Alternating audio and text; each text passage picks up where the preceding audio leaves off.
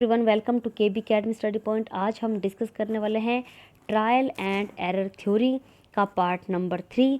और इस थ्योरी के पार्ट नंबर 3 में हम डिस्कस करेंगे सेकेंडरी लॉ ऑफ लर्निंग। जैसे कि आप जानते हैं, पिछली वीडियो में हमने पार्ट नंबर 2 जो इसका डिस्कस किया था, उसमें हमने primary law of Thorndike trial and error theory, जो थॉर्नडाइक का सिद्धांत है प्रयास एवं त्रुटि का, और जिसे थ्योरी कहते हैं इंग्लिश में ट्रायल एंड एरर थ्योरी, इसका जो प्राइमरी लॉ है बहुत ही इम्पोर्टेंट है और अक्सर क्वेश्चन प्राइमरी लॉ से ही पूछे जाते हैं, पर कभी कभी जो है सेकेंडरी लॉ से भी क्वेश्चन पूछे जा सकते हैं।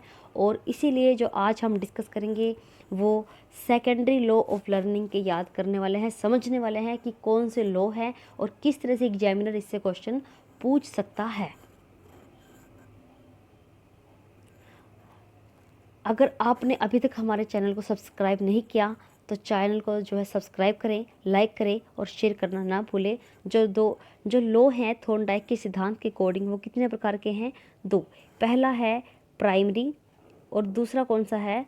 सेकेंडरी।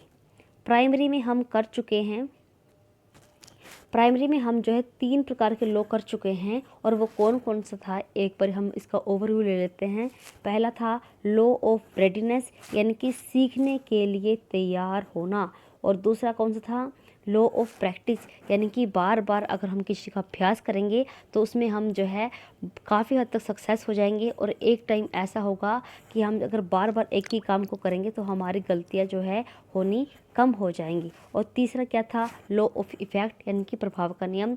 अगर किसी काम को करने पर उसका प्रभाव हमारे ऊपर पॉजिटिव आया है तो हम बार बार उस काम को रिपीटेड करेंगे अपनी लाइफ में। अगर नेगेटिव आया है तो हम उस काम को वहीं पर जो है करना छोड़ देंगे, यानी कि जो सीखा है उसे वहीं पर जो है छोड़ देंगे। अगर पॉजिटिव प्रभाव पड़ा है तो बार बार जो है उसे आगे आगे और जो सीखने की कोशिश करेंगे। और आज हम डिस्कस करने वाले हैं सेकेंडरी लॉ, क्योंकि जो प्राइमरी लॉ है उन सभी को हम पिछली वीडियो में डिस्कस कर चुके हैं। आप एक बार जो हमारे पिछली वीडियो है उसे देख लीजिएगा। और आज हम डिस्कस करेंगे सेकेंडरी लॉ। जो सेकेंडरी लॉ है, पहला लॉ है मनोवृत्ति का नियम, लॉ ऑफ डिस्पोजिशन। इसे एटीट्यूड का लॉ भी बोलते हैं, लॉ ऑफ एटीट्यूड भी इसे कहते हैं। क्योंकि लॉ ऑफ एटीट्यूड, अगर हम किसी काम को करने के लिए हम तैयार नहीं हैं, अगर हमारा एटीट्यूड ही नहीं है उस काम को करने के लिए, तो क्या हम प्रॉपरली उस काम को सीख पाएंगे?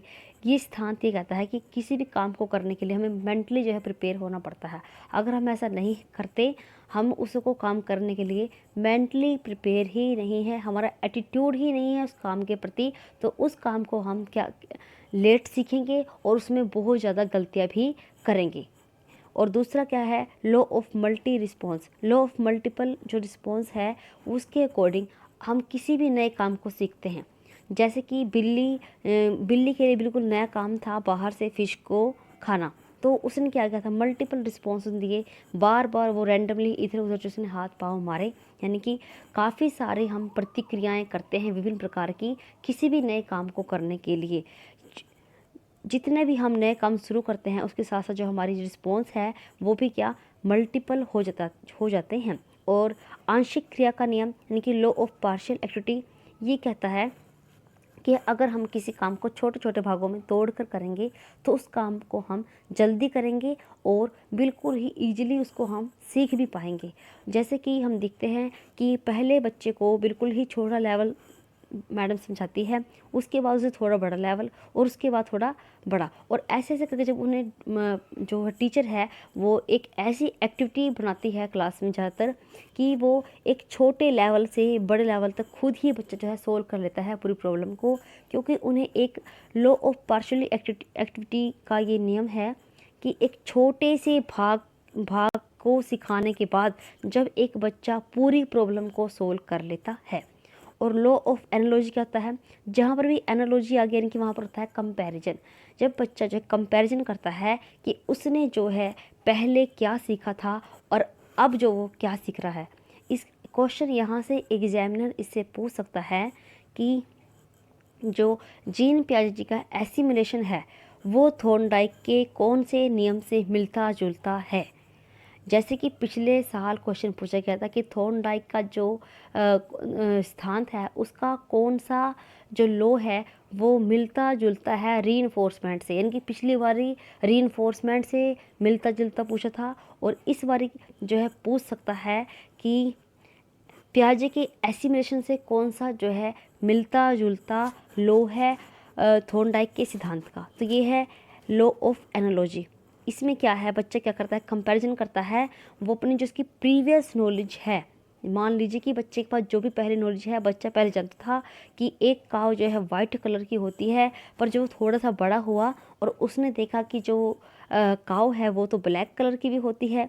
तो बच्चा क्या करता है, अपनी पहले वाली नॉलेज में कि गाय हैं, उसके 4 पैर है, टांगे हैं, पूंछ है, कि हाँ उसे पता है कि गाय हैं, पर जो एक नई बात उसमें ऐड कर लेता है कि गाय जो है ब्लैक कलर की भी हो सकती है। जब उसके अंदर एक नई इन्फॉर्मेशन ऐड की तो वो होता है एसिमिलेशन। सेम ये जीन पियाजे जी की जो थ्योरी है एसिमिलेशन, उससे मिलता जुलता है ये लो। और जो दूसरा इसका पॉइंट इम्पोर्टेंट है, law of associate shifting. Associate यानी कि मिलता जुलता संबंध रखने वाला। जैसे कि हमने जो भी पहले सीखा है और वो सीखा हुआ हमें अब हमारी जो नई परिस्थिति है, जो नया हमारा टाइम है आज का, हम उसमें भी पहले सीखे हुए को यूज करते हैं। जैसे एक बच्चे की माँ जैसे उसे बचपन में प्यार करती थी और अब वो दुनिया में नहीं है, तो अभी भी बच्चा क्या करता है, माँ के सामान को उठाकर उसी तरह से उस सामान से बातें करता है, माँ की तस्वीर के साथ बातें करता है। तो ये क्या है, लॉ ऑफ एसोसिएट शिफ्टिंग, यानी कि संबंधित परिवर्तन का नियम। कि परिस्थिति पहले वाली नहीं है, पर बच्चा क्या कर रहा है, उन परिस्थिति से संबंध जो है बनाने की कोशिश कर रहा है। एक बार इसका क्विक रिवीजन लेंगे कि लॉ ऑफ डिस्पोजिशन क्या होता है, कि लॉ ऑफ मेंटल एटीट्यूड, यानी कि बच्चे का मेंटल एटीट्यूड होना चाहिए किसी भी काम करने के लिए। अगर है तो वो जल्दी कर पाएगा और गलती जो है कम करेगा। लॉ ऑफ मल्टीपल रिस्पॉन्स, किसी भी नए काम को करने के लिए हम अलग अलग जो है रिस्पॉन्स हमारे आते हैं, पर जो सही रिस्पॉन्स है वो ओनली एक ही आता है लास्ट में, जब हम उसमें सक्सेस हो जाते हैं। जैसे कि हम बच्चे मिट्टी का घर बनाते हैं, वो बार बार जो है मिट्टी का घर बनाते हैं और वो हर बार जो है टूट जाता है। एंड फाइनली क्या होता है कि वो लास्ट में एक मिट्टी का घर बना लेते हैं। यानी कि मल्टीपल रिस्पॉन्स से एक लास्ट में क्या होता है, पॉजिटिव रिस्पॉन्स बच्चे को मिलता है, या कोई भी काम करे सब में यही जो है प्रतिक्रिया दोहराती है। लॉ ऑफ पार्शियल एक्टिविटी क्या होती है, यानी कि एक अंश की नॉलेज बच्चे को देना और उसके बिहाफ पे बच्चा पूरी प्रॉब्लम को जो है सोल्व कर लेता है।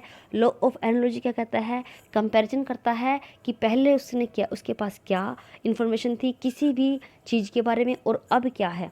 और लॉ ऑफ एसोसिएट शिफ्टिंग क्या कहता है कि वो संबंध बनाता है कि जो पुरानी परिस्थिति में उसने सीखा था उस सीखे हुए को वो अभी भी यूज करता है। एग्जाम्पल जैसे कि हमने मैथ जो है 2nd क्लास में सीखा है और जब बच्चा 4th या 5th क्लास में हो जाता है, वही प्लस माइनस का यूज वो डिफरेंट परिस्थिति में अप्लाई करता है। और इसके कुछ अदर जो है लॉ भी हैं इस थ्योरी के, एक बार इन्हें भी क्विक रिवीजन कर लेते हैं क्योंकि एग्जामिनर का कुछ नहीं पता कि कहाँ से क्वेश्चन पूछ ले। Law of primacy, law of recency, law of intensity.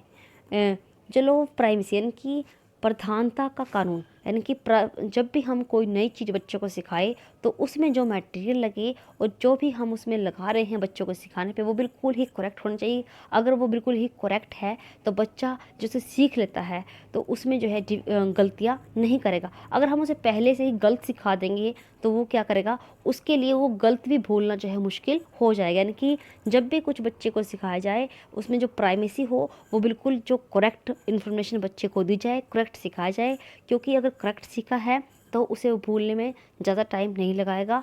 अगर उसने गलत सीख लिया तो उसको ठीक सिखाने में बहुत टाइम लग जाएगा। लॉ ऑफ रिसेंसी, रिसेंसी का नियम ये कहता है कि अगर हमने किसी काम को अभी अभी किया है तो हम उसे एक बेस्ट रिमेंबर हमारे यानी कि हम उसे बहुत बेहतर तरीके से याद रखा हुआ है हमने अभी, क्योंकि वो हमने अभी सीखा है। पर जो हमने पहले बहुत टाइम पहले सीखा है वो हमारी मेमोरी से आउट हो चुका होता है, मोस्टली थोड़ा बहुत ही बचा होता है।